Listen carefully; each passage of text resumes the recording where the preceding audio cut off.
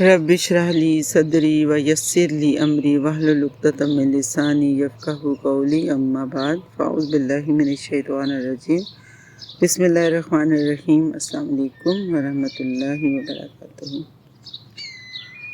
آج ہم قطع تعلق کی مذمت اور صلہ رحمی کی فضیلت کے بارے میں بات کریں گے،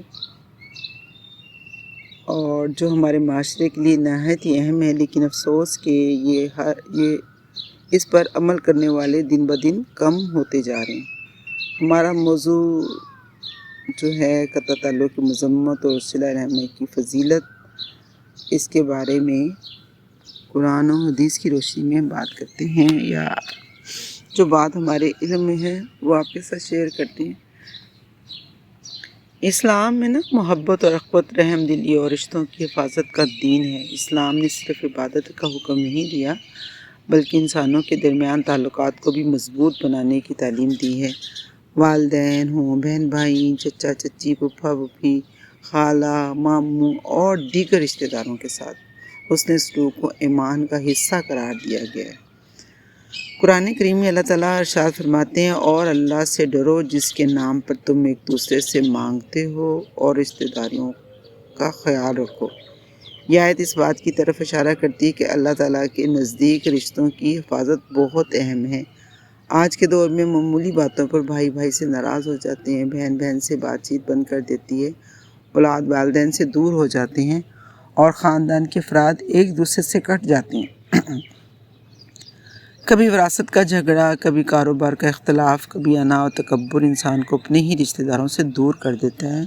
اپنے ہی بہن بھائیوں کے ساتھ جن کے ساتھ مل کے بڑے ہوئے ہوتے ہیں، ان سے ہی آپ کو دور کر دیتے ہیں۔ یاد رکھیں، قطع تعلق صرف ایک سماجی برائی نہیں ہے بلکہ ایک سنگین گناہ بھی ہے۔ نبی کریم صلی اللہ علیہ وآلہ وسلم نے فرمایا، رشتہ توڑنے والا جنت میں داخل نہیں ہوگا۔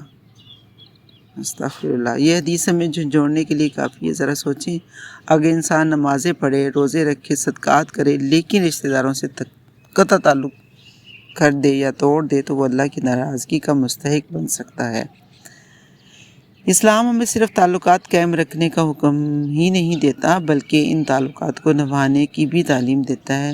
صلہ رحمی کا مطلب یہ نہیں کہ صرف اچھا برتاؤ کرنے والے سے اچھا برتاؤ کیا جائے، بلکہ اچھا صلہ رحمی یہ ہے کہ اگر کوئی رشتہ دار آپ سے قطع تعلق کرے تب بھی آپ اس سے تعلق کو جوڑ کے رکھیں۔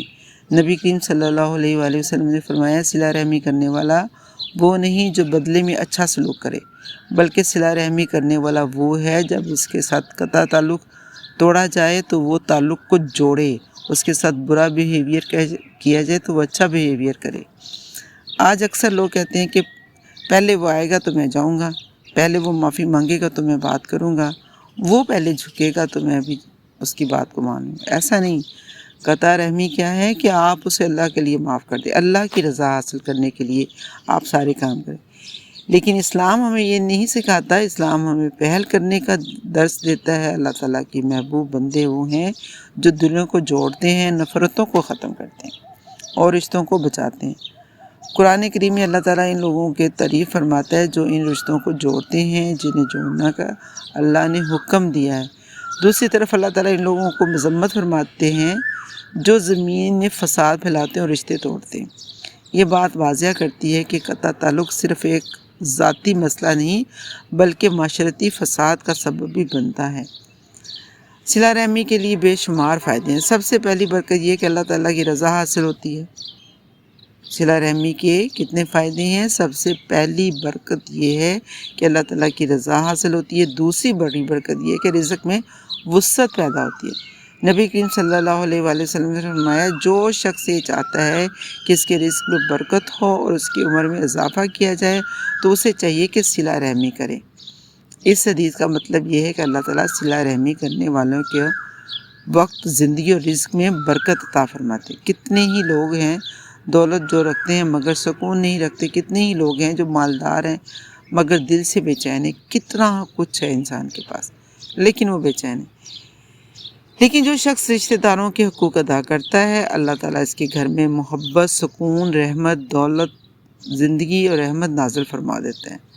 تیسری برکت یہ ہے کہ صلہ رحمی مصیبتوں کو بھی دور کرتی ہے، بیماریوں کو بھی دور کرتی ہے۔ جب انسان دوسروں کے لیے آسانی پیدا کرتا ہے تو اللہ تعالیٰ اس کے لیے آسانیاں پیدا فرماتا ہے۔ چوتھی برکت یہ ہے کہ صلہ رحمی خاندان کو مضبوط بناتی ہے۔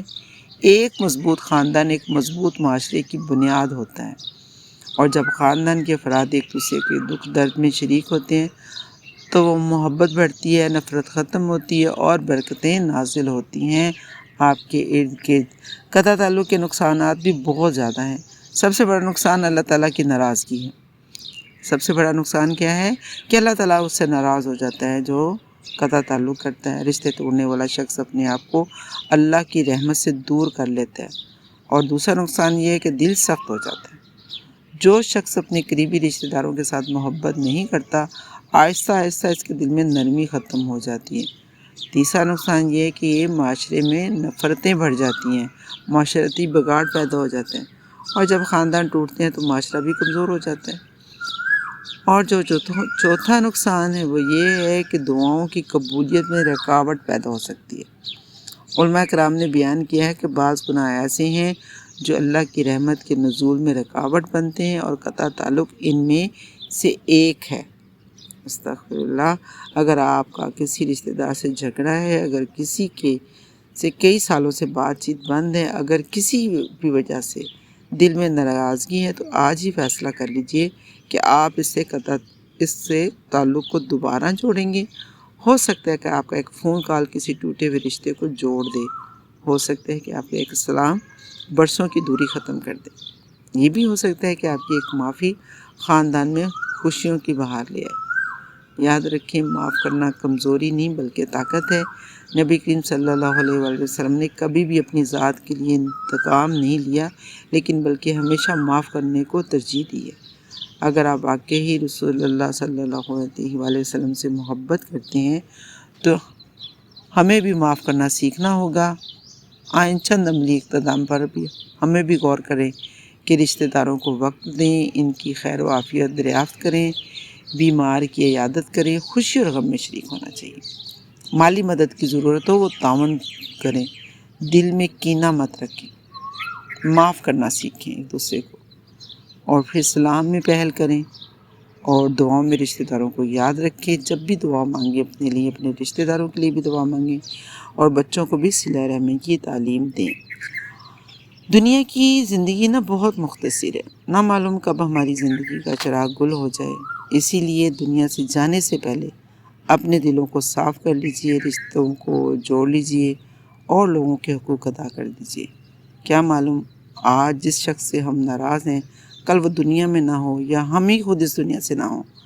اس لیے نفرتوں کو محبتوں میں بدل دیجئے، دوریوں کو قربت میں، اور اختلافات کو ختم کر دیجئے۔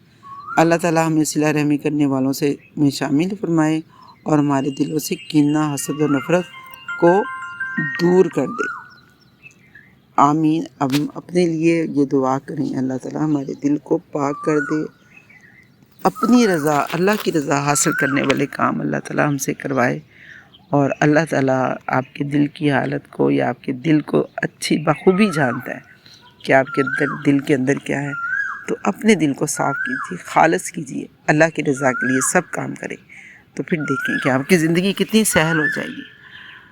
تو آج ہی اس بات پہ عمل کرنا ہے، جو بھی رشتہ دار آپ سے ناراض ہیں ان پہ فون پہ بات کریں، ان کی خیر و عافیت جاننے کی کوشش کریں، اور دعاؤں میں ان کو شامل کریں۔